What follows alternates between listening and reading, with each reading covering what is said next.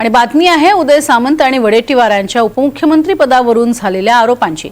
विजय वडेट्टीवार यांनी उपमुख्यमंत्री पदाबाबत स्वतःचा प्रस्ताव एकनाथ शिंदेंकडे आणला होता असं वक्तव्य उदय सामंतांनी केलंय। मात्र याच वक्तव्यावरून सामंतांनी यू-टर्न घेतलाय। वडेट्टीवार उपमुख्यमंत्री पदासाठी शिंदेंना भेटले असं मी म्हटलं नाही असं ते म्हणतायत। विशेषतः मी विजय वडेट्टीवार साहेबांच्या टीकेकडे तुमचं लक्ष वेधतो कारण त्यांनी ही सुरुवात केली। मला आठवते की त्यांनी प्रस्ताव एकनाथ शिंदे साहेबांकडे देखील आणलेला होता स्वतःचा।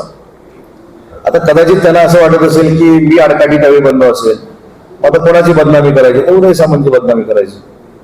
त्याच्यामुळे त्यांना कोणामार्फत फोन गेला होता, कोण त्यांच्याशी बोललं होतं, की माझ्याकडे जेवढी इतंभूत माहिती आहे तेवढी कोणाकडे नाही। परंतु मी परवा देखील सांगितलं मी काही पॉलिटिकल एथिक्स पाळतो, निर्बंध पाळतो, त्याच्यामुळे ह्या गोष्टी झालेल्या मी सोडून देतो। उपमुख्यमंत्री पदावरच्या विषयावर विजय वडेट्टीवारांच्या बाबतीमध्ये मी बोललेलोच नाही।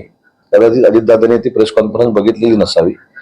परत तुम्ही पूर्ण माझी जी 32-33 मिनिटाची पत्रकार परिषद आहे कारण मी काय म्हटलं, विजय वडेट्टीवार साहेब हे माझ्याबद्दल असं बोलले की उदय होणार आहे असं ते बोलले।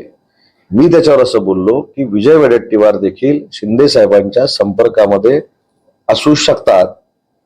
कदाचित शिंदे साहेबांच्या संपर्कामध्ये असताना माझी त्यांना आडकाठी वाटली असेल म्हणून ते माझी बदनामी करतायत, हे माझं असं स्टेटमेंट आहे।